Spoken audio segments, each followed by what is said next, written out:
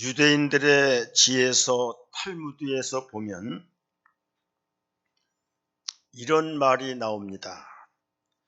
세상에서 가장 지혜로운 사람이 누구냐? 모든 것을 통해서 배우는 사람이 이 세상에서 가장 지혜로운 사람이라고 말씀하고 있습니다. 이 세상에서 가장 강한 사람은 자기 자신을 이기는 사람이라는 겁니다. 또한 이 세상에서 가장 부한 사람은 자기가 가진 것을 만족하게 여기고 기뻐하는 사람이라고 말하였습니다. 예수님은 세상을 떠나서 아버지께로 가실 때에 예수님의 기쁨을 우리에게 충만하게 하신다고 말씀하셨습니다. 미국의 스탠포드 대학의 윌리엄 프라이 박사는 웃음의 효과에 대해서 다음과 같이 말씀한 바가 있습니다. 사람이 마음의 기쁨을 가지고 한 번 크게 웃을 때에 평상시에 움직이지 않던 근육 중 230개가 움직인다는 겁니다. 이로 인해서 혈액순환이 잘 활발해져서 산소와 영양분이 피부의 곳곳에 전달되므로 건강과 피부 노화에 큰 방지 효과가 있다는 것입니다. 사람이 1분 동안 마음껏 웃으면 10분 동안 에어로빅한 것과 맞먹고 조깅과 자전거를 탈 때 일어나는 물리적인 화학적인 긍정적 변화가 몸 안에 일어나게 된다는 겁니다. 돈과 재산을 많이 모으면 기쁠 것 같지만 잠깐 후에는 갈증이 더하고 영적인 충만과 영적인 자유가 이루어지지 않으면 오히려 곤고한 인생이 되고 만다는 것입니다. 100번의 신음소리보다 한 번의 웃음소리가 갖는 비밀을 잘 터득한 사람이 지혜로운 사람이요 복된 삶을 살아가게 된다는 것입니다. 그러므로 마태복음 5장 12절 이렇게 말씀합니다. 기뻐하고 즐거워하라. 하늘에서 너의 상이 큼이라고 말했습니다. 우리는 지금 대림절 마지막 주일을 지나고 있습니다. 우리 구주아기 예수님을 얼마나 설레이며 기다리고 있습니까? 얼마나 기쁨으로 감사하며 기다려왔습니까? 기다리는 것만큼 은혜는 큰 거고요. 기뻐하는 것만큼 하늘의 영광과 이 땅의 평화가 나에게 다가오는 것입니다. 오늘 본문 이사야 9장 1절부터 7절까지 말씀을 가지고 이사야 선지자가 예언한 메시아의 이름을 생각해 보고자 합니다. 오늘 본문에 나오는 이사야 선지자는 어떤 선지자보다도 예수님이 이 땅에 오실 것을 가장 정확하게 예언했던 선지자였습니다. 그는 이사야 7장 14절에서 이렇게 말하고 있습니다. 보라, 처녀가 잉태하여 아들을 낳을 것이요 그의 이름을 임마누엘 하리라. 아기 예수 탄생을 미리 예언하신 것입니다. 이사야 53장 4절에서도 우리에게 말씀하십니다. 실로 우리의 질고를 지고 우리의 슬픔을 당하였거늘 우리는 생각하기를 그는 징벌을 받아 하나님께 맞으며 고난을 당한다 하였노라. 예수님이 십자가에 고난 받으실 것을 예수님 오시기 전 700~800년도부터 예언했던 것입니다. 이사야 65장 7절 우리에게 17절 우리에게 말씀하십니다. 보라, 내가 새하늘과 새 땅을 창조하리니 이전 것은 기억되거나 마음에 생각나지 아니할 것이라. 새하늘과 새 땅을 주님 오실 때에 우리에게 하나님 주신다는 예언을 말씀하고 있는 것입니다. 이 이사야의 예언을 살펴보며 그 의미를 되새겨보자 하는 것입니다. 전능하신 하나님이라고 오늘 이사야 9장 6절에서 말씀하고 있습니다. 이는 한 아기가 우리에게서 낳고 한 아들을 우리에게 주신 바 되었는데 그의 어깨에는 정사를 메었고 그의 이름은 기묘자라 모사라 전능하신 하나님이라 영존하시는 아버지라 평강의 왕이라 할 것이라고 말씀하셨습니다. 이사야가 예언한 메시아는 전능하신 하나님, 우리에게 오실 예수님이 전능하신 하나님이라는 겁니다.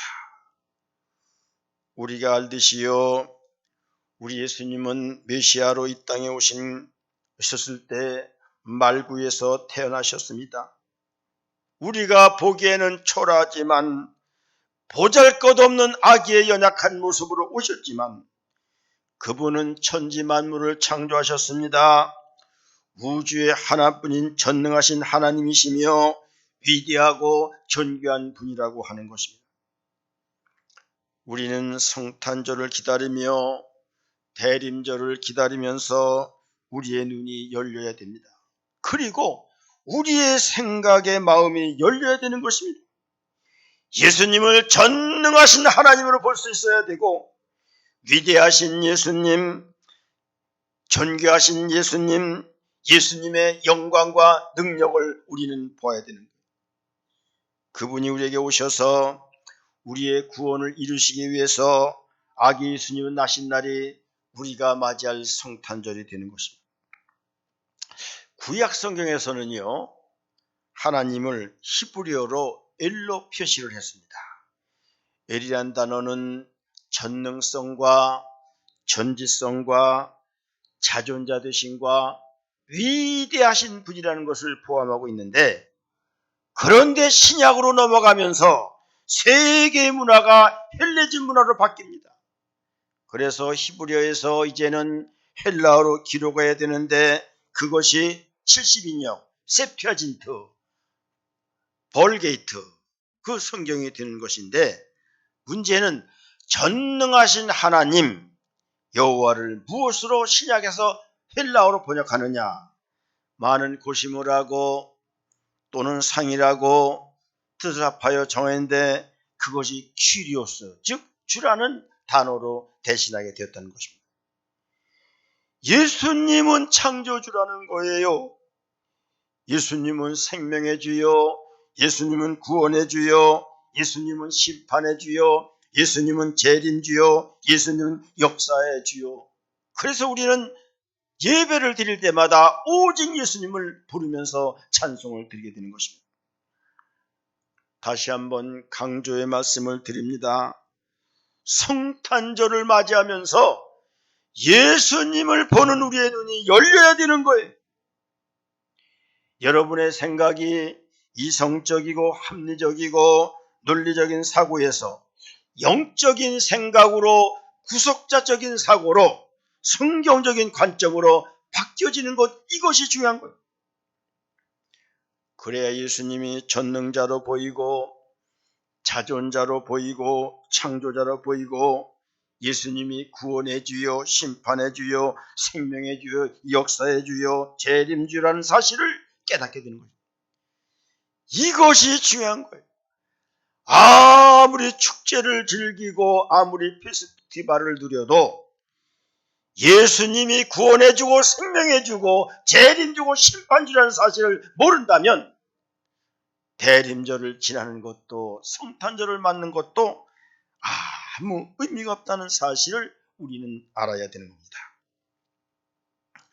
여러분, 과학자들이 우주를 말할 때에 세 가지 단어로 말하고 있습니다.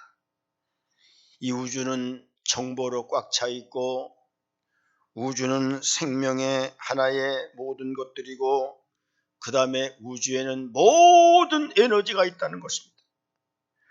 여러분이 우주를 아는 지식이 정보 아닙니까? 지식과 정보로 꽉 차 있습니다. 그리고 우주 자체는 생명입니다. 동물과 식물만이 생명이 아니라 지구 자체가 생명이고 태양계 자체가 생명이고 은하계 자체가 생명이 되는 것입니다. 그리고 우주는요, 온갖 에너지로 꽉 차 있습니다. 인간이 이용할 수 있는 모든 에너지가 이 땅의 모든 우주 아닙니까? 그러면 이 우주를 예수님과 한번 비교를 해봐야 됩니다. 왜? 생명의 주, 역사의 주, 모든 것의 주가 되기 때문에 예수님과 우주를 같다는 거예요. 예수님의 말씀이 정보입니다. 하나님에 대한 정보가 예수님의 말씀입니다. 그래서 예수님 마태복음 5장 18절에서 이렇게 말씀하십니다. 진실로 너에게 이르노니 천지가 없어지기 전에는 율법의 1.1획도 결코 없어지지 아니하고 다 이루리라. 예수님 말씀이 변함없는 진리요 생명이요 정보요 참 지식이라는 말씀인 것입니다. 예수님 자체가 생명이지 않습니까? 그러므로 내가 길이요 진리요 생명이라고 우리 주님이 말씀하셨습니다. 이 세상에는 세 가지 생명으로 되어 있다는 거예요. 바이오라고 하는 육체적인 생명이 있고요. 푸시케라고 하는 정신적 생명이 있고요. 쪼에라고 하는 영적인 생명이 있다는 것입니다. 육체적인 생명이 건강입니다. 정신적인 생명이 건강한 정신입니다. 영적인 생명이 예수님이십니다. 주님 다시 오시면 이 세상에서 추구하는 모든 생명은 다 끝나버리고 마는 거예요.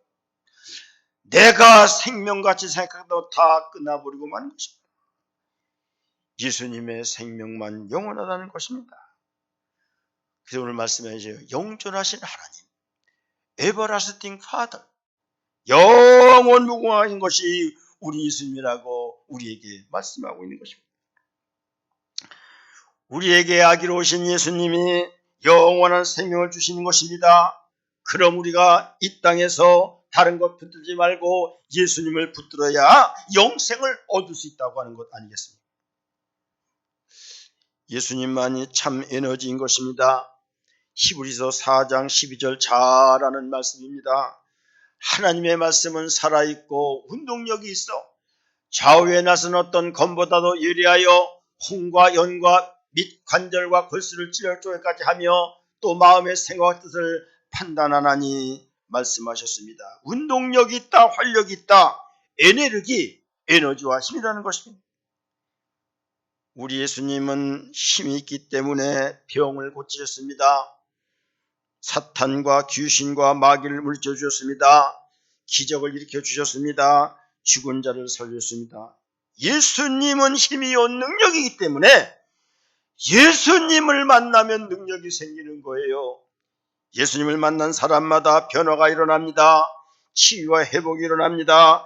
관절과 골수를 찔러 쪼개까지 하여 우리의 생각을 감찰하시고 꿰뚫어 보시는 우리 주님이 되시는 것입니다. 예수는 나의 힘이요 내 생명 되시니 구주 예수 떠나 살면 재중에 빠지리.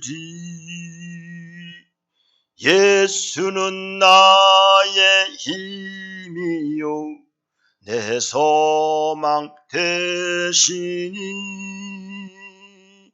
이 세상을 떠나갈 때 곧 영생 얻으리. 한없는 복을 주시고 영원한 기쁨 주시니 나의 생명 나의 기쁨 주 예수. 할렐루야. 예수님만이 진리라는 거예요. 예수님만이 영원한 생명입니다. 예수님만이 힘이요 능력인 것입니다. 그 예수님을 이사야는 두 번째 기묘자라 모사라 이렇게 말씀합니다. 9장 6절을 다시 보면 이는 한 아이가 우리에게서 낳고 한 아들을 우리에게 주신 바 되었는데 그 이름은 기묘자라 모사라. 기묘자라는 것은요 놀라운 일을 이뤄내시고 기이한 일을 나타내는 것을 기묘라고 하고, 모사라고 하는 것은 지혜와 능력이 뛰어나서 모든 일을 지혜롭게 처리하는 것을 모사라고 말하는 것입니다. 아기 예수님은 놀라운 일을 행하게 됩니다. 기이한 일을 나타내게 됩니다. 지혜와 능력이 뛰어나게 됩니다. 그래서 예수님은 하나님이 육신을 입고 이 땅에 오셨습니다. 동정녀 마리아를 통하여 성령으로 잉태되었습니다.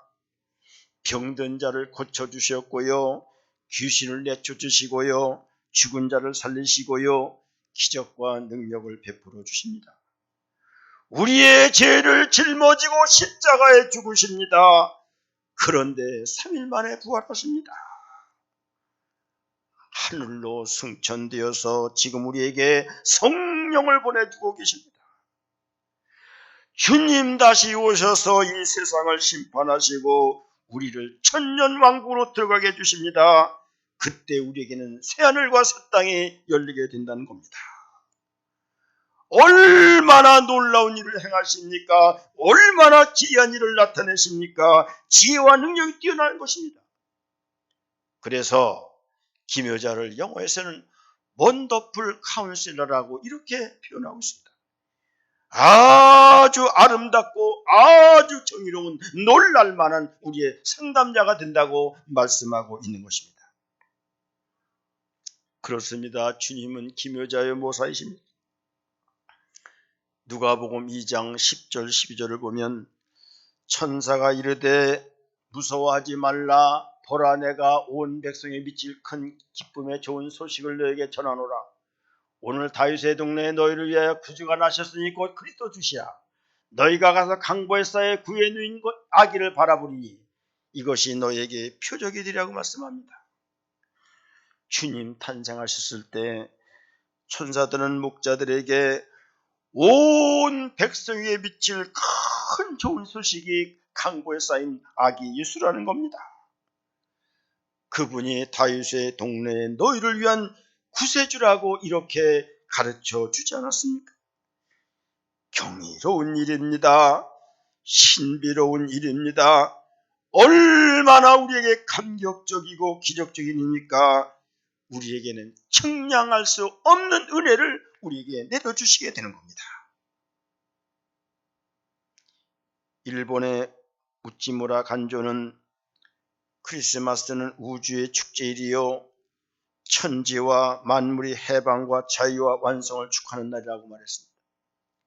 믿는 사람이든 안 믿는 사람이든 믿는 국가든 안 믿는 전 세계가 크리스마스를 축하하는 것을 우리는 보게 됩니다.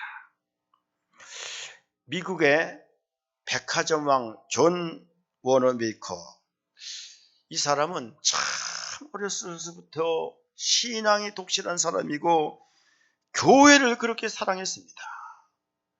백화점 왕이 되지 않습니까?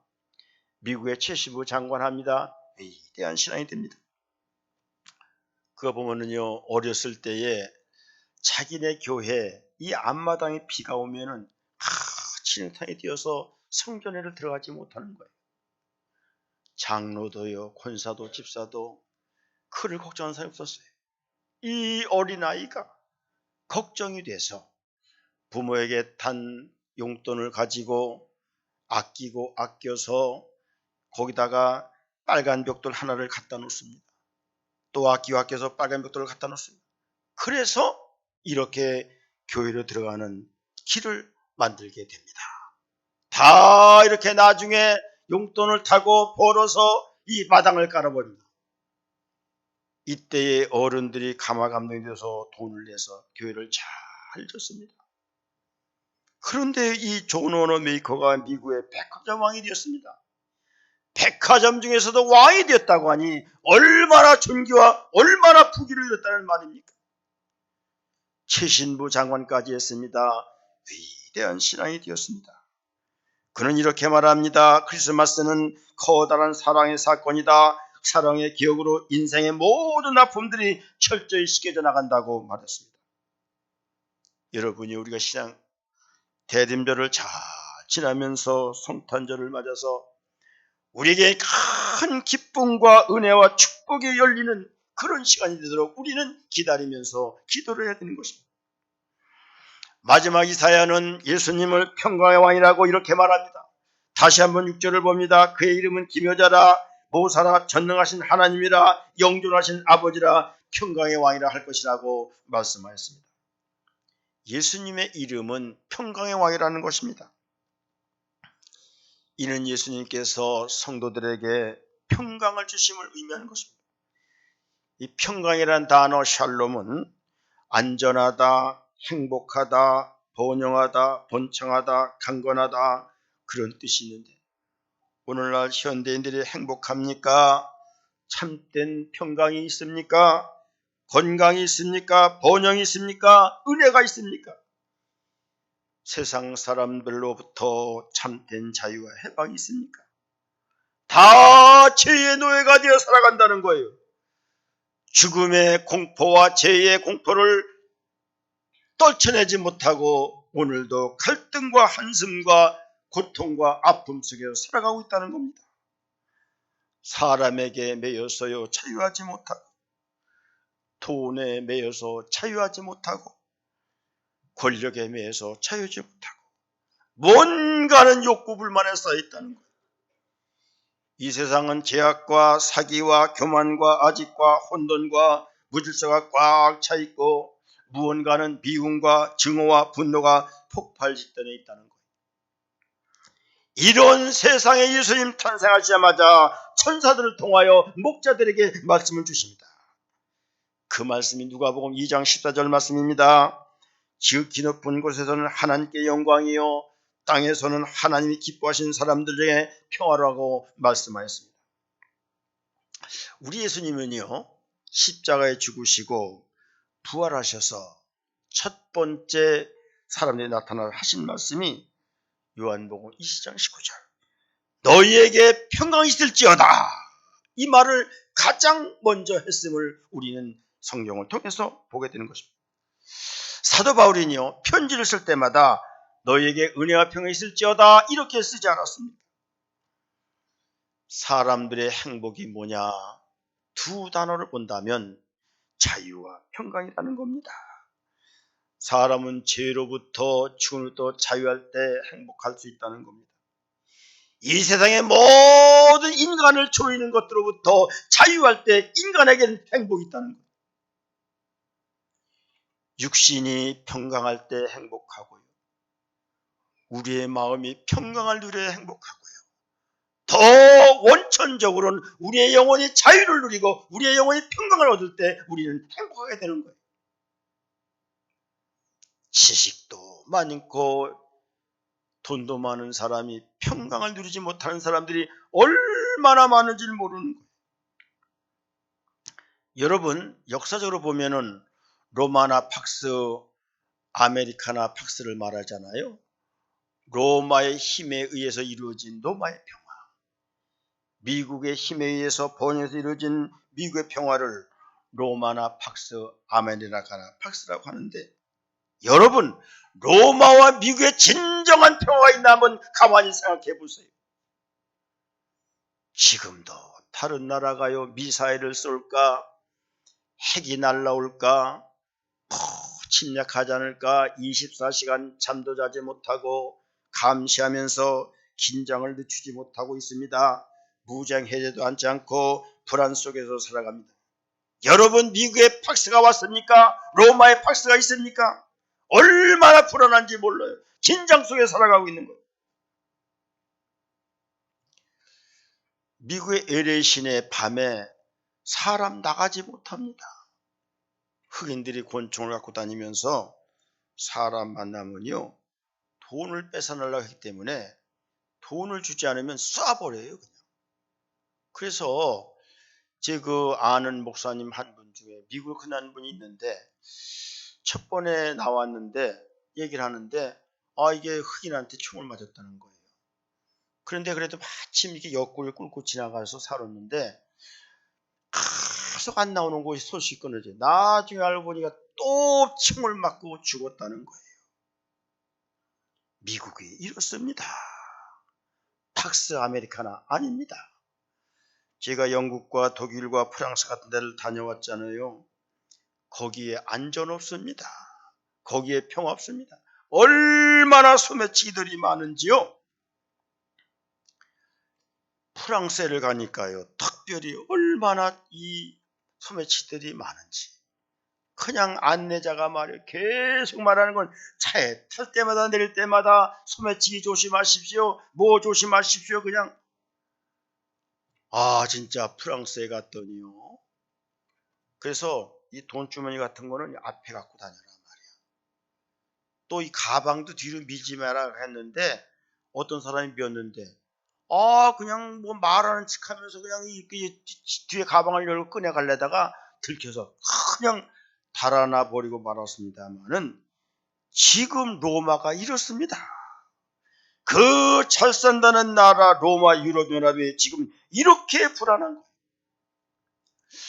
제가 그 중국에 한번 갔을 때요, 밤에 그 과일을 좀 사러 나갔는데 꼭 두세 명이 가라는 거예요. 절대 혼자 가지 말라는 거예요.